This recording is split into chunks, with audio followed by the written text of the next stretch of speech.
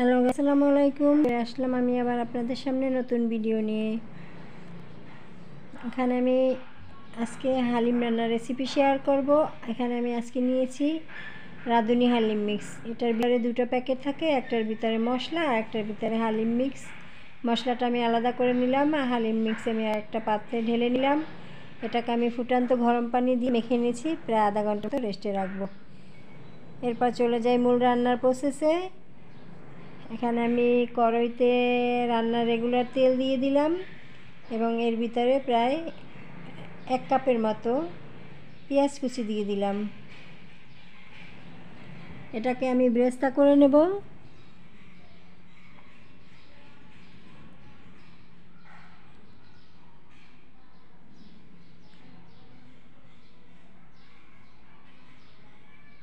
এখান থেকে আমি প্রায় অর্ধেকের মতো পেঁয়াজ তুলে রাখবো আর অর্ধেক দিয়ে রান্না করব।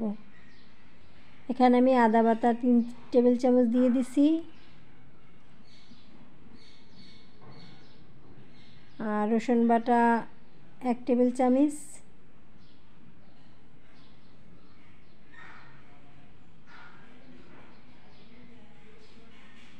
এটা দিয়ে ভালোভাবে কষিয়ে নেব। এরপর আমি যে রাঁধুনি হালিম মিক্সের মশলা আলাদা বাটিতে ঢেলে রেখেছি ওটা থেকে আমি 1 টেবিল চামচ আলাদা তুলে রাখছি আর যেগুলো ছিল ওগুলো আমি ঢেলে দিয়েছি, ওটা আমি পরে ব্যবহার করব।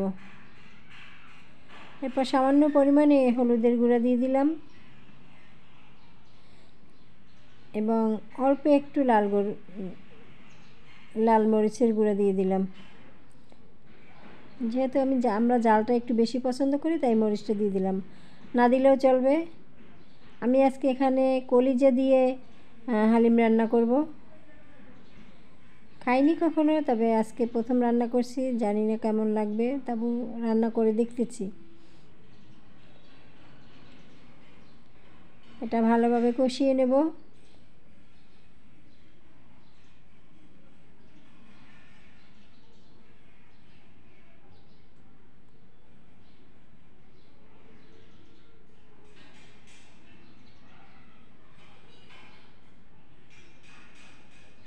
আমার কলিজা প্রায় কষানো শেষ।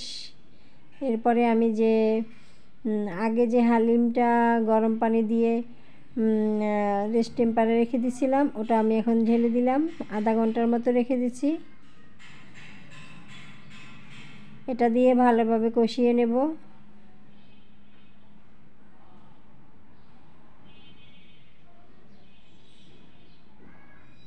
ভালোভাবে নেড়েচেড়ে মিক্স করে নিয়েছি। এরপরে আমি এখানে পানি দিয়ে দিলাম পরিমাণ মতো।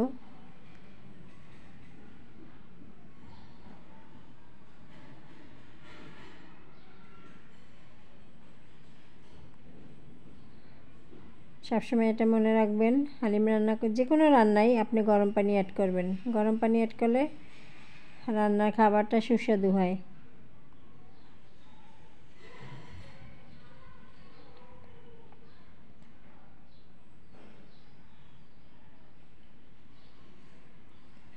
পরিমাণ মতো পানি দিয়ে দিলাম।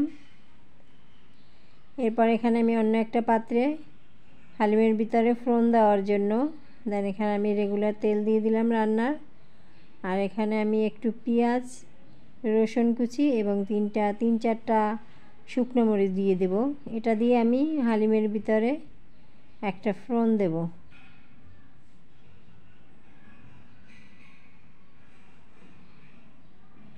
এটাও আমি একটু বেরেস্তা করে নেব হালকাভাবে।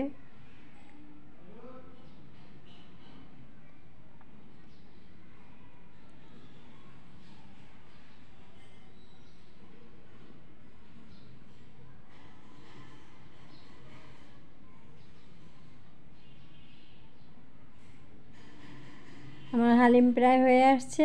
আমি আগে যে 1 চামচের মতো মশলা তুলে রেখেছিলাম ওই মশলাটা আমি এখন অ্যাড করে দেব।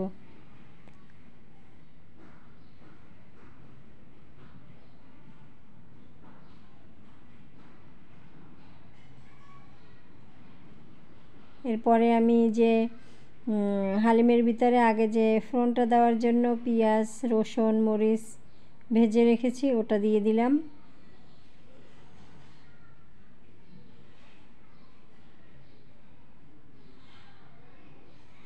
আমার হালিম রান্না প্রায় শেষ। কে কোথা থেকে আমার ভিডিও দেখছেন, ভালো লাগলে লাইক কমেন্ট শেয়ার করে পাশে থাকবেন। আসসালামু আলাইকুম।